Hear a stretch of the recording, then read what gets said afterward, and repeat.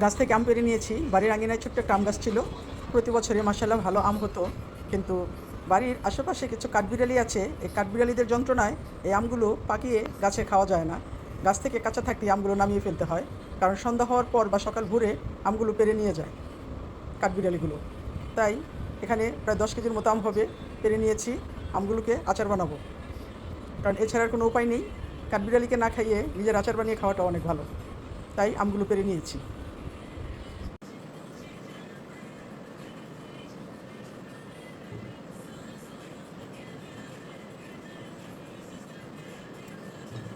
আমগুলোকে আমি এভাবে 4 টুকরো করে কেটে নিয়েছি। প্রতিটা আম কেটে এখন আমি একটা একটা করে আমের ভিতরে যে বিচি থাকে, বিচিটা আমি ফেলে দিচ্ছি।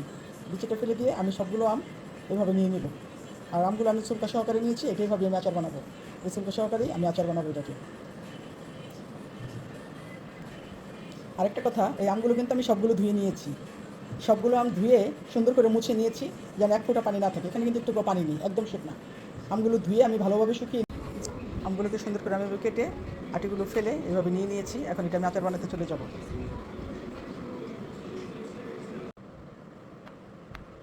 এখন আমি আমগুলো ছিলকা ফেলে নিয়েছি, বিচি নিয়েছি। এটাকে এভাবে লম্বা লম্বা করে আমি রাখবো। এটা এভাবে আমি রোদ্রে শুকিয়ে অল্প তেলের মধ্যে আচারটা বানাবো, এবং পুরো রেসিপিটা আমি আপনাদের সাথে শেয়ার করবো ইনশাআল্লাহ। সবগুলো এভাবে কেটে নিয়েছি যেন বিচি ফেলাতে আমার সুবিধা হয় এবং তাড়াতাড়ি হয়। এখানে আমি রেখে নিচ্ছি। এই আচারটা খেতে অনেক টেস্ট। এটা যদি আপনারা রেসিপি পেতে চান আমাকে বললে আমি আপনাদের সাথে রেসিপিটা শেয়ার করবো।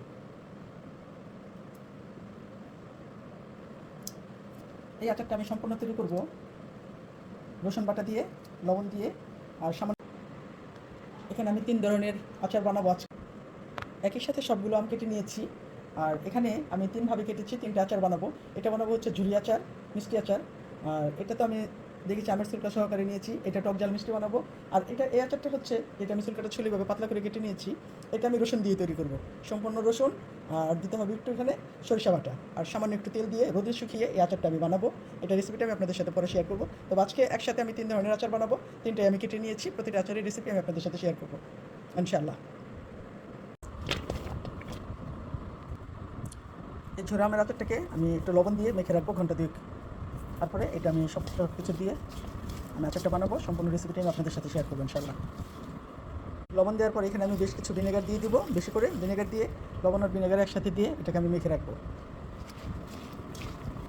এটাকে আমি সুন্দর করে একটু ভিনেগার আর পরিমাণ মতো লবণ দিয়ে 2-3 ঘন্টার মতো রেখে দেবো, ঢেকে রেখে দেবো। আমটাকে কেটে আমি লবণ দিয়ে আর ভিনেগার দিয়ে ভিজিয়ে রেখেছিলাম। তারপর এখান থেকে চিপড়ে তুলে আমি একটু ধুয়ে নিয়েছি। ধুয়ে এখানে আমি চিনি দিয়ে মেখে রেখেছিলাম। সেই চিনি থেকে কী পরিমাণে পানি বের হয়েছে বলে দেখেন। এখন এটাকে আমি চুলায় বসিয়ে দিব, দিয়ে এটাকে আমি বেশ কিছুক্ষণ জ্বালিয়ে নেব। চুলা জ্বালিয়ে সুন্দর করে আমি বসিয়ে দিয়েছি, বলক চলে আসছে। আমগুলো কত সুন্দর সিদ্ধ হয়ে আসতেছে। এখন এখানে আমি আচারের মশলা দিয়ে দিব। কালারের জন্য সামান্য একটু হলুদ দিয়ে দিচ্ছি। দিয়ে দিচ্ছি একটু মরিচের গুঁড়া, দিয়ে দিচ্ছি চিলি ফ্লেক্স। এখন এটাকে আমি নেড়ে নেব।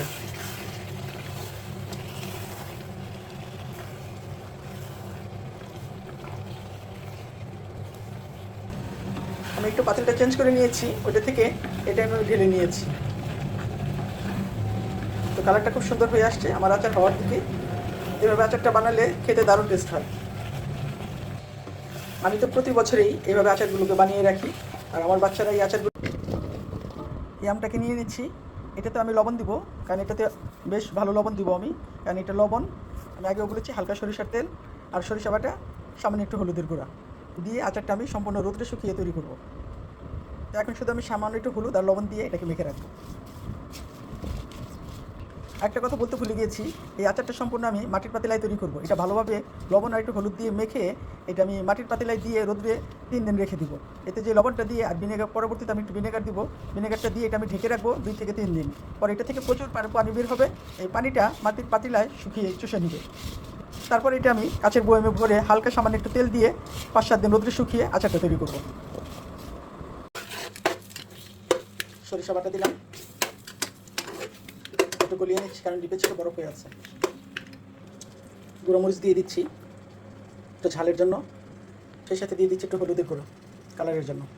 কিছুটা লবণ দিয়ে দিচ্ছি, এটাকে আমি নেড়ে নেব। দেখতেই পাচ্ছেন আমি এখানে খুব বেশি একটা তেল ব্যবহার করিনি, অল্প তেলেই আজকে এই আচারটা বানাবো। সুন্দর করে কষিয়ে নিয়েছি, এখন এই আমগুলো দিয়ে দিচ্ছি আমি।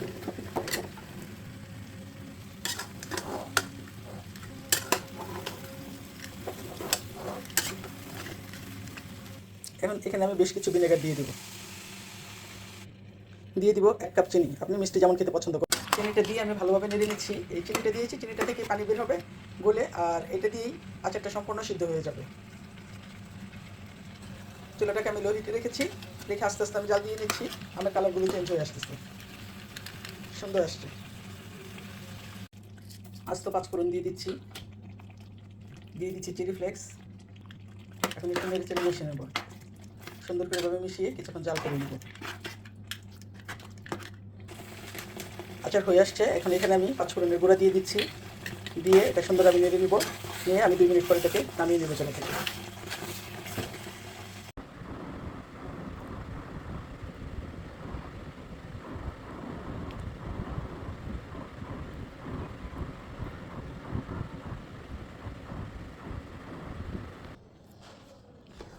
আমার এই আচারটা অনেক টেস্টি হয়, অনেক মজাদার। এটা ভিনেগার দেওয়াতে আপনি 6 মাস এটা এভাবে নর্মালি রেখে খেতে পারবেন, কিছু হবে না।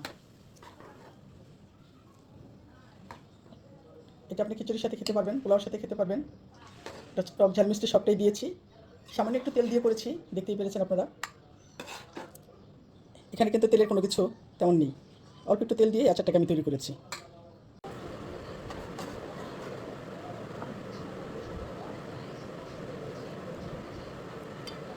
এটা আপনার ডালের সাথেও খেতে পারবেন, ডাল ভাত দিয়েও খাওয়া যাবে। আচারটা খুবই টেস্টি আচার, এটা দারুণ লোভনীয় একটা আচার, দেখলেই খেতে ইচ্ছে করে, মনটা ভরে যায়।